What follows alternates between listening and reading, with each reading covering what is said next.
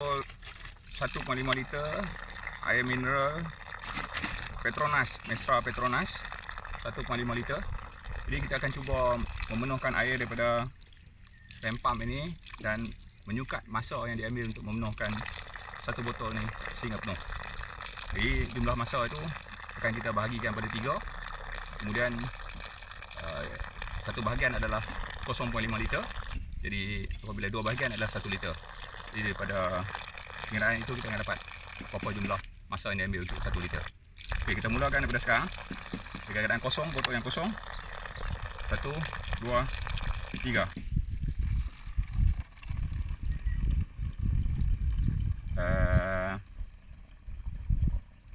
Lokasi pipe outlet ni berada lebih kurang 40 hingga 45 kaki daripada lokasi rem pump di bawah.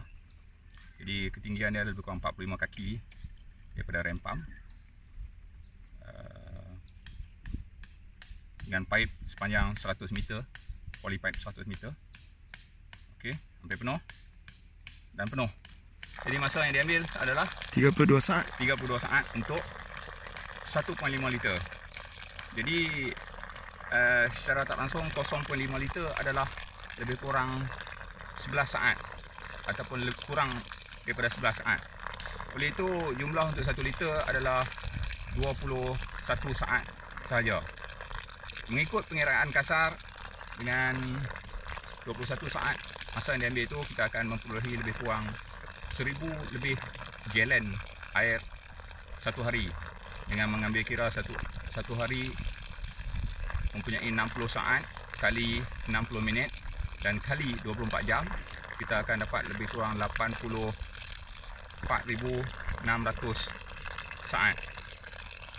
Jadi inilah hasil daripada rem pump tanpa menggunakan apa-apa tenaga luaran, tidak menggunakan tenaga elektrik dan tidak menggunakan tenaga minyak ataupun pump-pump tambahan. Okay. Selepas ini kita akan tengok di rem pump itu sendiri untuk melihat bagaimana dia berfungsi dan rupa bentuk pump tersebut yang terletak lebih kurang 40 kaki di bawah ketinggian pipe ini.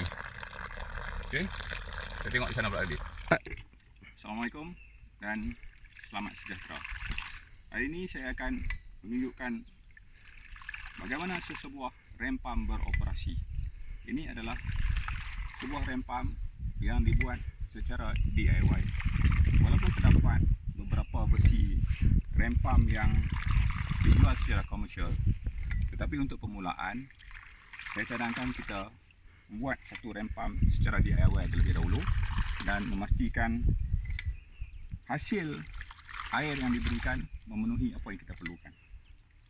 Sebelum kita memulakan untuk membuat DIY rem pump ini, ada beberapa faktor persekitaran yang perlu diambil kira terlebih dahulu bagi mengelakkan kekecewaan ataupun kegagalan apabila pump ini tidak berfungsi sebagaimana sepatutnya. Yang pertama, kita mesti pastikan bahawa kita ada sumber air yang bergerak. Dalam kes ini, saya mempunyai satu saluran air daripada punca mata air yang terletak lebih kurang 4 kaki ketinggiannya daripada lokasi rem pump ini. Jadi, saya mendapat air yang berterusan daripada mata air 4 kaki di belakang sana. Jadi, daripada punca, Jarak dia berapa? jarak dia 100 meter. Tetapi sebenarnya jarak 1 meter ni adalah jarak yang tidak sesuai. Ada kaedah untuk membetulkan masalah tersebut dan akan kita bincangkan kemudian. Okey, ini adalah rem pump. Komponen utama rem pump adalah tank, incoming pipe di sebelah sini, dan saya cadangkan kita letakkan satu valve di situ untuk memudahkan kita buat maintenance dan juga penyelenggaraan ataupun pembaik pulih apabila diperlukan di luar rem pump kita, iaitu di sini. Kita matikan stop cock di sini, tak ada lagi bekalan air ke dalam rem pump.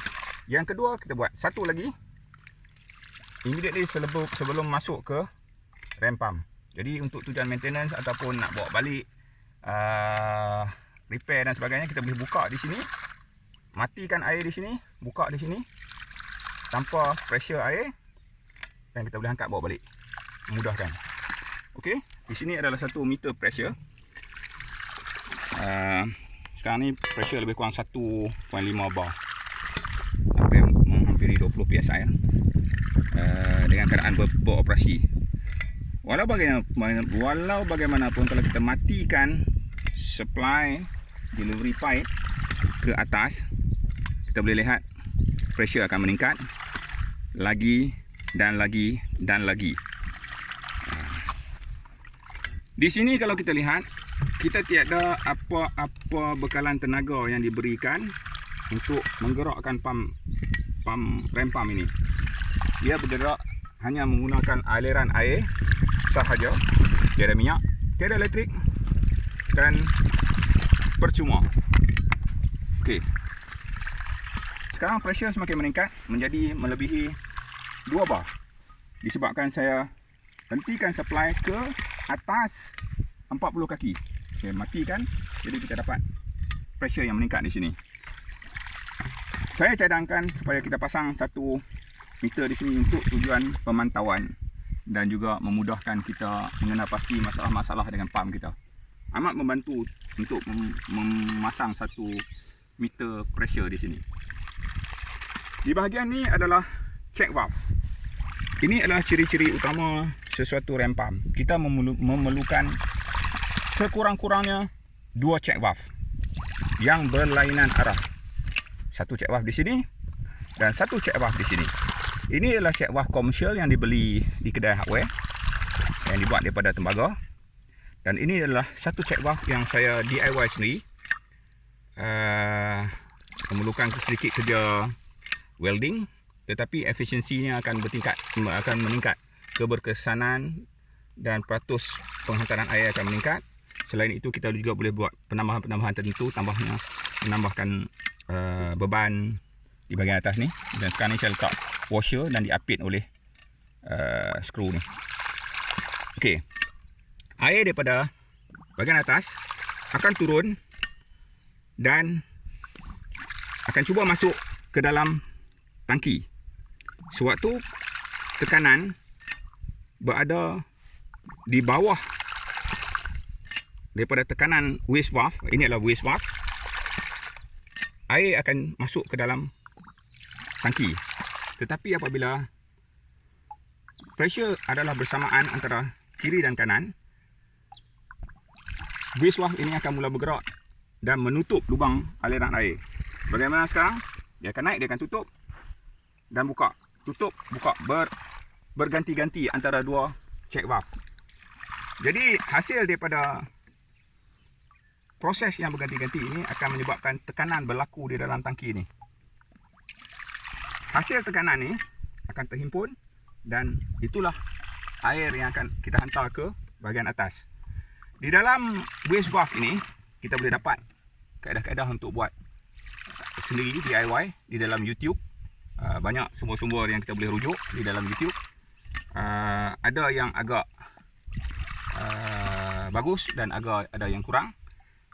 Ada yang kebanyakannya saluran-saluran YouTube yang mencadangkan kita membina rem pump menggunakan PVC, bahan PVC sahaja pun berfungsi. Tetapi untuk tujuan jangka panjang penggunaan sendiri, saya cadangkan kita gunakan rem pump yang dibuat daripada GI supaya lebih tahan dan memberikan performa yang lebih. Tetapi perlu diingat, benda-benda begini jika ditinggalkan di satu tempat terpencil tanpa penjagaan akan menarik minat pencuri ataupun orang-orang yang tidak berkenaan untuk mencuri barang kita sebab plastik. Sebab besi ada harga berbanding kalau kita menggunakan PVC. Sebagai contoh,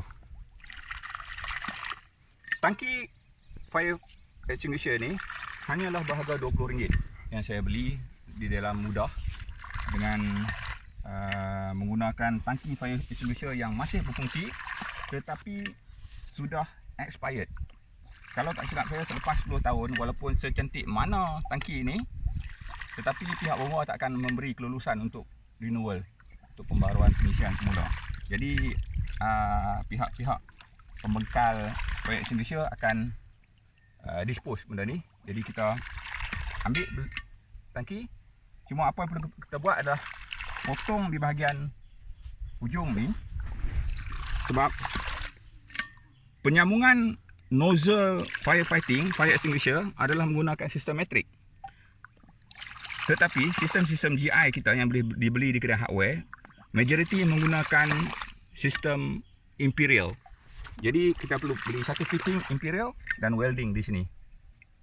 Jadi kita boleh gunakan dia sebagai penyambungan ke sistem rem pump kita. Kalau tidak, kita kunci skru ni dia tak akan masuk sebab track dia berbeza. Okey. Di bahagian waste valve ni, saya menggunakan kepingan kulit yang saya beli daripada kedai kasut, kedai memperbaiki kasut, dan memotong serta melapikkan dia menggunakan skru dan washer di dalam bahagian dalam supaya dia menggantikan seperti mana diaphragm berfungsi. Jadi kita lapik di bawah, diaphragm tu akan bergerak ke atas dan ke bawah dan menutup lubang ni. Sekarang bertutup, buka, air akan keluar dan dia akan berfungsi sebagai injap check valve, satu arah saja. Air hanya boleh bergerak ke bahagian luar sahaja. Air tidak boleh masuk ke dalam balik. Okey, sama juga di sini. Air boleh turun saja, tak boleh naik. Ini air untuk masuk saja, tak boleh keluar. Okey, vice versa lah. Okey, itu lebih kurang berkenaan dengan rem pump. Kalau ada persoalan, boleh komen di bawah. Jangan lupa klik subscribe dan like.